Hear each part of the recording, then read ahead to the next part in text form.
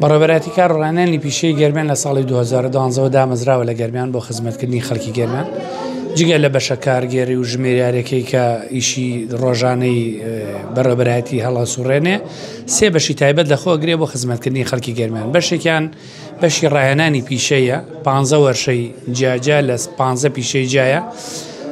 پیشەیەکان بڵێن وەرشەی درومانمانەیە، وەرشەی کارەبامانەیە، وەرشەی لکاندنمانێواتە لەحیم، وەرشەی کۆمپیوتەرمانەیە، وەرشەی موبایلمانەیە، وەرشەی وزەی خۆرمانەیە، وەرشەی مەساعدمانەیە، وەرشەی قارچکمانەیە و هەندێک وەرشەی تریشکە لە بەڕێوەبەرەتیمانە.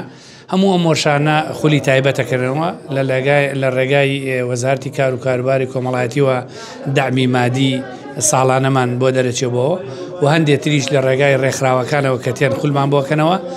ئەوانەی کە بەشدارە بن لایەمە بۆ ماوەی 45 ڕۆژ خەڵکێکن لە پیشەکەی خۆیان پسپۆڕی وەرەگرێ و دوایی لە ڕێگای لیژنەکانی دۆزینەوە هێلی کاری بەڕێوەبەرەتیمانەوە هەوڵ دەین کاریان بۆ بدۆزینەوە.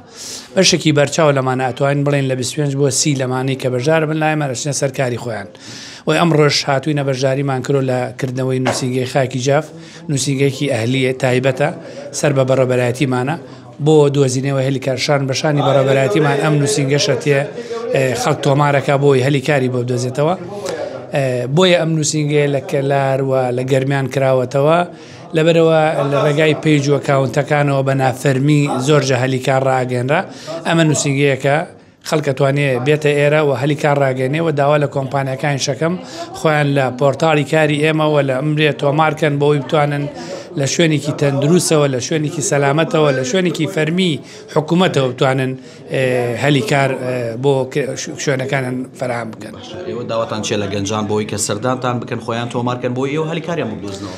من داوا لەو کەسانەکەم کە بێکارن لە گەرمیانە دەرچوانی زانکۆ پێماگەکان هەموو ئەوانی کە بێکارن بە بڕوانامەشیان نەبێ توانن سەردانی بەڕێوەبەرەتیمان بکەن و ئەتوانن سەردانی نووسینگەی خاکی جافکەن لێرە بۆ ئەوەی هەلی کاران بۆ بڕسن ناوی خۆیان تۆمار بکەن و داواش من هەیە لە کۆمپانیەکان هەمویان ئەو هەلی کارانەی کە پێویستیان پێیەتی بێن لەم ڕێگایەوە تۆمار بکەن شوێنی فەرمیە و متابعەشیانەیە.